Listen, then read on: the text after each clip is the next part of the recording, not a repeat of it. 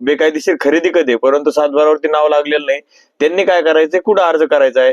किंवा बऱ्याचशा लोकांच्या अडचणी ह्या आहे की काही लोकांनी बॉन्डवर घेतलेले अनोंदणीकृत व्यवहार केलेला आहे, म्हणजे बॉन्डवरती व्यवहार केलेला आहे नोटरी पद्धतीनं. तर त्यांनी प्रत्यक्ष काय करायचंय, त्यांनी बॉन्डवर व्यवहार जो केलेला आहे त्यांनी अर्ज कुठं करायचा आहे, त्याला डॉक्युमेंट काय लागणार आहे, किंवा जो बॉन्डवर केलेला आहे त्याला डबल नोंदणीकृत रजिस्टरकडे कशा पद्धतीने करायचे, असे असंख्य प्रश्न मला लोकांनी विचारलेले. त्या संदर्भामध्ये हा व्हिडिओ बनवतोय.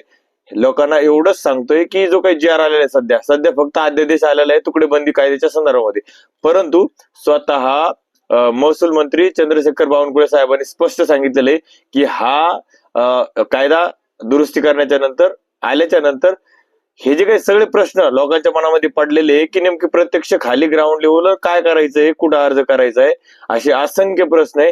ह्या सगळ्या प्रश्नाचे उत्तर 7 दिवसामध्ये, कायदा पारित झाल्यापासून 3 नोव्हेंबरच्या नंतर 7 दिवसामध्ये स्पष्ट स्वरूपामध्ये एसओपी जाहीर करण्यात येईल. म्हणजे काय एसओपी म्हणजे प्रत्यक्ष खाली प्रत्यक्ष ग्राउंड लेवलवर काय प्रक्रिया करायची याची सविस्तर माहिती म्हणजे शासन एसओपी जाहीर करणार आहे, आणि ती एसओपी अद्यापर्यंत आलेली नाही.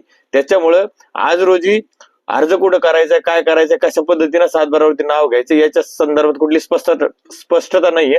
त्याच्यामुळे ही जेव्हा एसओपी येईल त्या एसओपी मध्ये प्रत्येक प्रश्नाचं उत्तर तुम्हाला त्याच्यामध्ये